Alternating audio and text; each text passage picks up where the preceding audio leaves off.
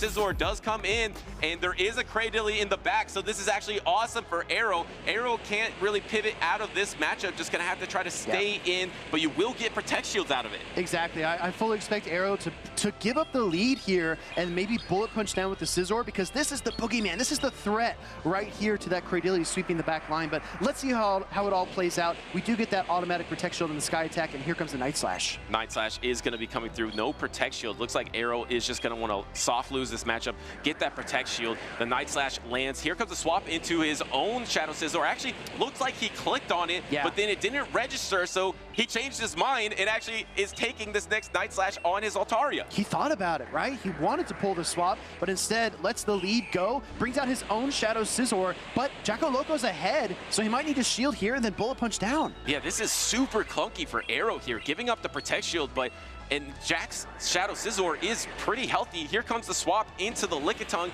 maybe trying to bait out the Medicham here. It's not effective, and it's the Cradily that's going to be staying in the backline. The backline matchup versus the Azumarill is really strong for Arrow. He had the Shadow Scizor, and he has the Cradily to match up against that Azumarill. He's going to be able to land and get another boost! Wow, it's like automatic boost here for Scizor trainers on stage, but what a clever play there by Jacoloco making the swap. Like you said, trying to lure out the Medicham. Because he doesn't see it here, he knows it's not in the back, and that starts to turn the gears in his mind about what that third Pokemon might be. Well, isn't Steel weather boosted by snow? Am I crazy?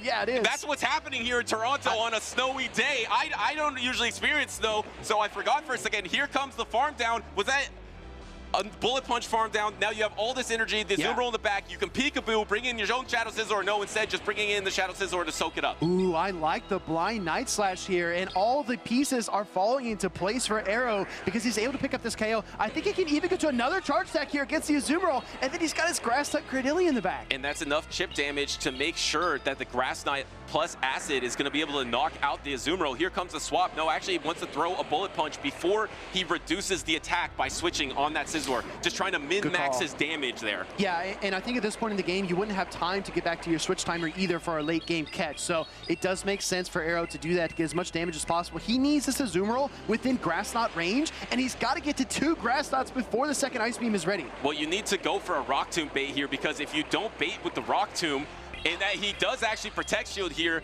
thinking if it is Grass Knot, he will lose the game. So that is a smart Protect Shield, but if you don't Rock Tomb, the Ice Beam is definitely going to knock out. Even with the debuff, I still think this Ice Beam is going to knock out. It's going to come down to this. Arrow is shaking his head. He's grimacing. He's thinking it's going to be a knockout. It's going to be really close, Speedy. I think it might be enough. In spite of the debuff, Ice is still super effective versus that Grass typing, and Rock offers no resistance. So Azumarill taking down the Cradily there.